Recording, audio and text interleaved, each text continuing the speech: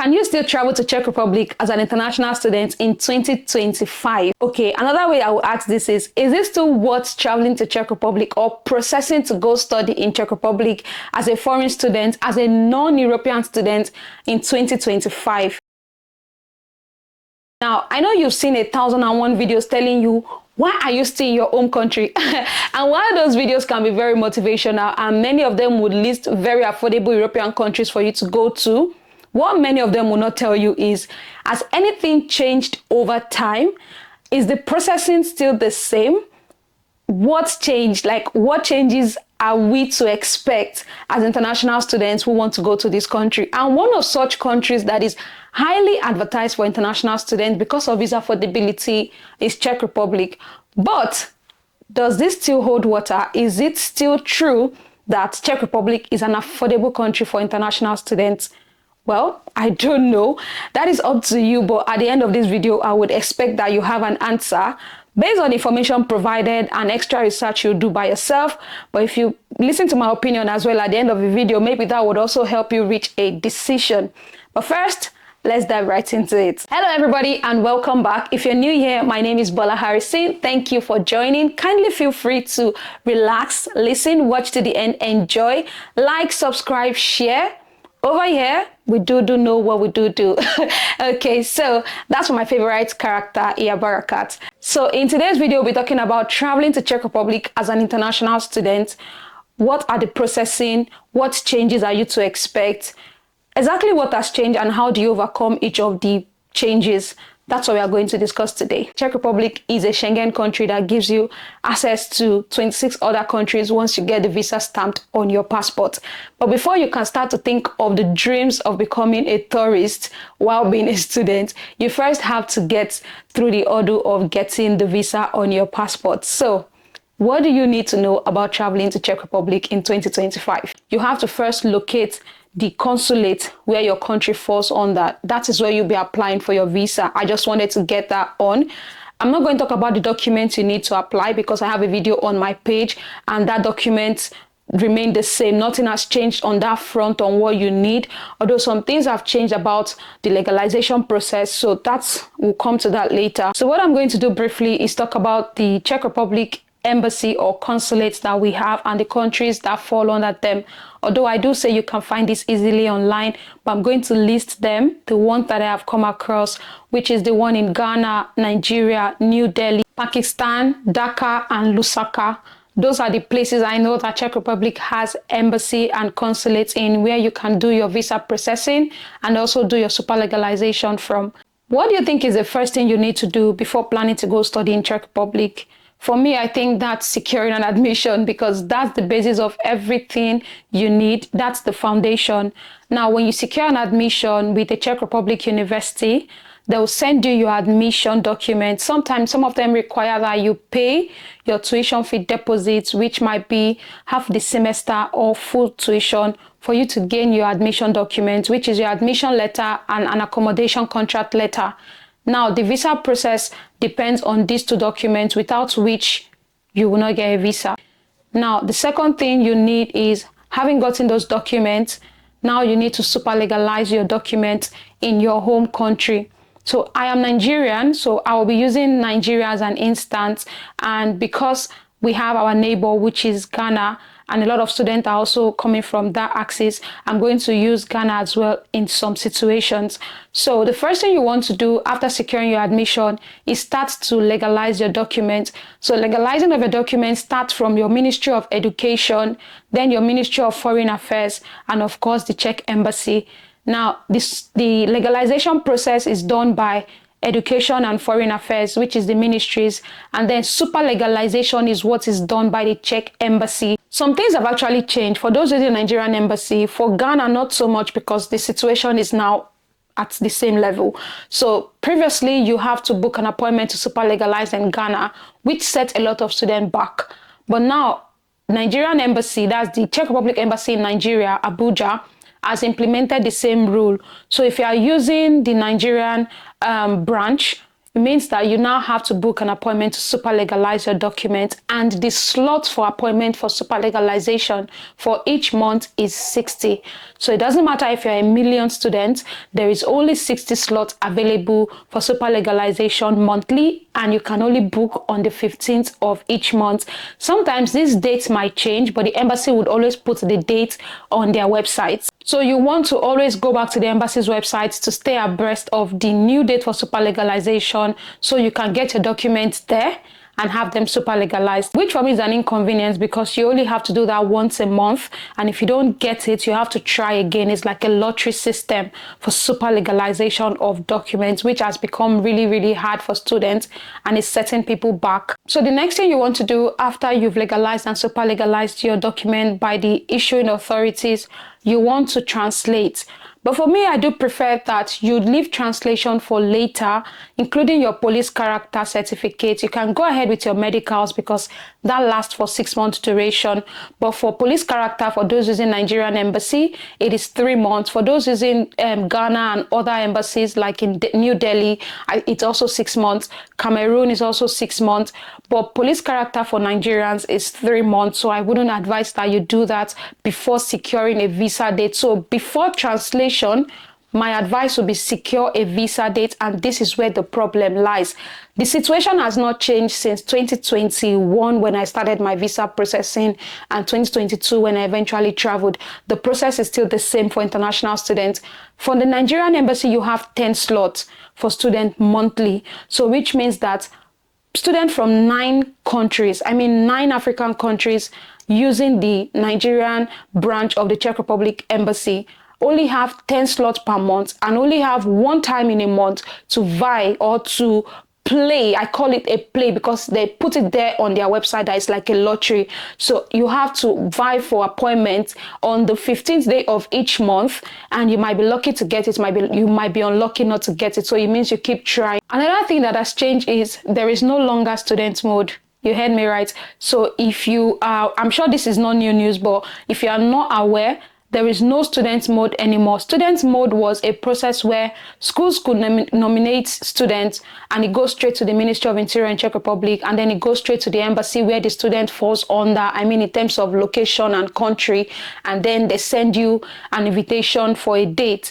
This also mostly favors PhD students and sometimes master students, because then, once you're a PhD student, you get straight appointments, and then sometimes if there are no PhD students, your faculty, your department might nominate you for quick visa dates, and then you are secure. But this has been scrapped since 2023, and that also is what has changed. With this being said, it means that you now have every student, including PhD students, vying for a date on the 15th of every month each time under a slot of 10, which is why I always advise that get your admission early. So the earlier you've gotten your admission, the longer time you have to keep on trying till you secure a visa appointment. For countries like New Delhi, the appointment only happens on the second Wednesday of every month. So they did not state exactly how many slots they have for students, for long-term visa for students, but the booking only happens every second Wednesday between a certain time frame. Ghana as well, they did not state how many capacity they have. So the consulate determines the capacity of students to give appointments to. However, for Ghana, booking happens on the 23rd of every month between 8 a.m. to 2 p.m. Ghana time. So Nigeria is 8 a.m. I can't remember to what time. Sometimes they switch this to European time. Sometimes they leave it at the country's local time. Now, with this being said, do you still think that you would have a shot at getting a visa appointment in time? So the next thing you want to do after you have secured an appointment is to translate your documents. I always advise this, that translate after you've gotten a date so you don't spend money twice, especially because the validity of certain documents is 3 months. Now, police character, you get that from your local police, from the headquarters or wherever it is. Information is online as well. And then your medical certificate. You want to translate these 2 documents into the Czech language. For Ghana, they offer translators at the embassy. For Nigeria, they do not. For New Delhi, I think some students have reached out to me to say they had to send to Czech Republic. If you're married, if you're going for reunification, if you're joining your partner, I'm not sure if you have to translate your birth certificate and your marriage certificate, but trust me, you don't need birth certificate or marriage certificate for a student visa. So those two documents has to be translated and then sent back to you, physical copy. Having secured your appointment and processed your visa, what is the next thing? What is the visa processing time? How long do you have to wait? Nothing has really changed about this. Some people still get their visa in weeks and some still get their visa in months. I just think that on that end, the Czech Republic Embassy, the visa processing time can be quite frustrating and quite slow. So while you are waiting, I mean, imagine that you're going to countries like Germany, the US, Canada. Okay, Canada is out of it because they are also quite slow with response. But imagine you're going to the UK, you're going to the US, you're going to Germany, you get your response in quick time because you are using a third-party agency. But Czech Republic doesn't have that option, and there are no agents that can secure your visa date. So don't let anybody deceive you. Nobody can guarantee you a visa date with the Czech Republic Embassy. So if you follow their consulate on Twitter, you would have a feel of what I'm saying. On their website, they'll tell you that visa processing time is anytime from 60 days to 90 days, but sometimes it takes like 10 days, sometimes it's less than a week, sometimes it takes 120 days. And I have seen cases where visa processing time has taken 6 months, 9 months, and at the end of it, it is either successful or not. And most times, once it takes 6 months, I have seen a couple of situations for me to deduce that it is often not positive. Now let's talk visa fee. This is where I think there is always a change.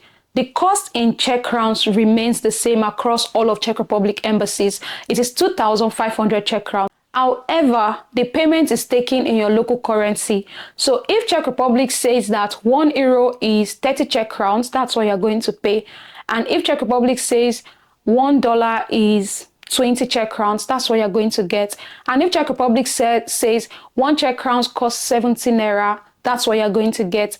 So most times for Nigerians, I'm speaking as a Nigerian now, they do not use the bank rate, they use the black market rate. So they don't use what the bank or global market is selling Czech crowns. So when I left Nigeria, Czech crowns used to sell for 30 naira or less than that. Now let's talk about tuition fee, because I feel like tuition fee is a major factor in determining if Czech Republic is still worth it in 2025 for foreign students. Now tuition fee, because it is still quoted in Czech crowns, it remains affordable in as much as your foreign trade is still okay and your economy is fine. For students in Nigeria, for instance, the prices of exchange rate has gone up and always fluctuates monthly. So you still have the same prices in Czech crowns. So say your tuition fee is €3,000 or $2,500. It never really changes. It remains the same. That's the good thing about Czech Republic. Before there will be a skyrocket price in tuition fee, it's going to take a long time. But when you convert the money in your local currency in order to pay your tuition fee, it can become a lot. When I traveled in 2022, my tuition fee of €3,000 was actually 1.5 million naira. But now the tuition fee of €3,000 cost 4.5 million naira black market exchange rate. And if I'm talking about today's exchange rate, which is 1,800 naira per euros, I'm going to put the equivalent in dollar. You're going to be having close to 6 million naira for your tuition fee.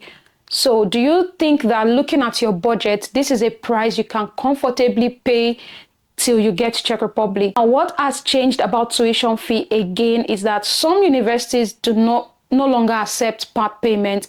Some universities now want to accept full payment, but there is a clause that if you don't get your visa, they will give you a full refund. So you have to find out what your school policy on tuition fee is. Is it refundable if there is no visa? And if it's refundable, what are the timeline for refund, and how much will you get per each timeline? These are the questions you want to ask. You also want to ask if your coordinator will allow you resume school if you get a late visa. Can you start classes online while you wait for a visa? And when you get that visa, can you still travel? Because there is no point in applying for a visa and the embassy calls your coordinator or sends an email to your department and your coordinator says you cannot resume anymore. The entire process is then flopped, because I've had a couple of students who were affected in 2024 who could not travel, even getting a date, and then the embassy had called and the coordinators had said they cannot resume. For me, again, I'll say, How much tuition fee is really affordable? How much is truly affordable? Can you get to Czech Republic and make your tuition fee back on part-time jobs or full-time jobs as an international student? Even though Czech Republic allows students to work full-time, as against the 20 hours that, we popularly know international students are supposed to do, can you still pay your tuition fee with that part-time hours? Now, that's one question you want to ask yourself. Is Czech Republic still affordable, and is it still worth going through the process to study as an international student? This is a question that only you can answer when you look at your budget, when you look at your timeline. When exactly do you want to leave your own country? How long do you have left? Things like that. Then you determine if you want to start this process, because it will not be nice that you start halfway and you opt out after spending a whole lot of money. So is this a venture you want to pour your savings into? For me, this is where I'll stop today. I hope that I've been able to open your eyes to the changes, open your eyes to the process, and help you ask yourself a lot of questions just to determine what you want to do. We still have time if you decide to. And if you decide not to, there are other options, I'm sure, that are out there for you as a foreign student. Don't forget to give this video a thumbs up, leave your comments in the comment section, subscribe, and feel free to share this video to your loved ones or friends who are also on this process like you. I'll see you in my next video. Bye-bye.